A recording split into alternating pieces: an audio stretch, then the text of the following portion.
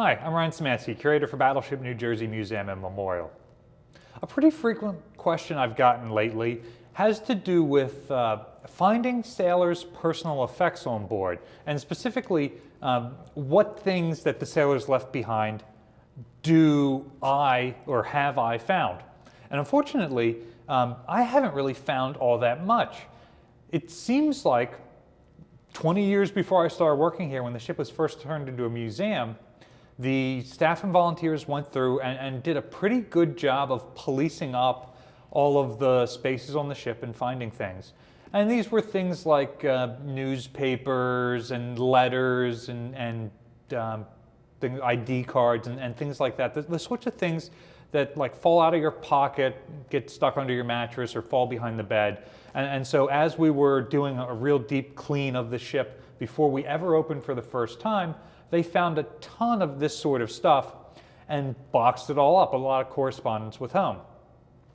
And they did such a thorough and such a good job of doing this that I personally have not found any like physical sailors' effects still lying around. Nothing comes to mind. Now, we've certainly found things that the museum policed up and ended up stored in somewhere weird where they got forgotten, like all the keys to the ship, but those weren't in their original place. We no longer remember, we don't have the institutional memory, because none of us were here 20 some odd years ago, of where those had originally been found when they were all thrown into that box and then thrown in a drawer in the maintenance office. However, there is one thing that sailors left behind that we do still find around the ship. We are in the anchor windlass room, and this is one of the electrical cabinets that controls the capstan motors. We've turned off the breaker and opened it up because some of our volunteers are doing work in here, and we found some of those evidences of sailors' service on here that are relatively common around the ship. So here, and again up here, you can see that several sailors wrote their names. And it seems like somebody signs their name, and then the next guy to open this up and work on it sees that and writes his name again. Because you either never see somebody's name written on something, or you open up and there's 3 or 4 names in all the blank spots. As a museum, we do our very best to preserve these and not paint over them or remove them or like in any way alter these sorts of signatures we find around the ship. What do they say?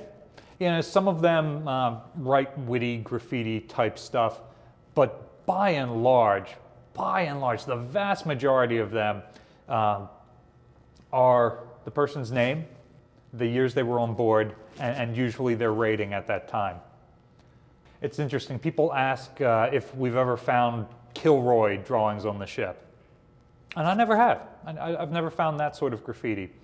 But the sailors marking their names that they served here, that they worked here, that they worked on this piece of equipment is a very common thing. Maintaining equipment like this that would have been 40 years old at the time is something that should have, and it seems like did, fill them with pride. So they marked that they were the guys who did this.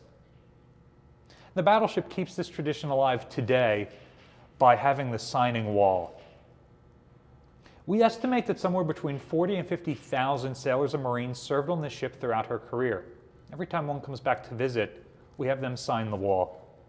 So far, we've had over 3,000 sailors in the 22 years that the museum's been in operation come back and visit and sign. We do this because if something ever happens and the ship can no longer be preserved, we can remove that wall along with other key artifacts and move it to a new museum landside. Things like these signatures will be lost at whatever point the ship is lost, 100 or 200 years from now, when we're no longer able to keep up with the maintenance or when she's just aged out too much. But things like the signing wall will be able to be preserved far longer.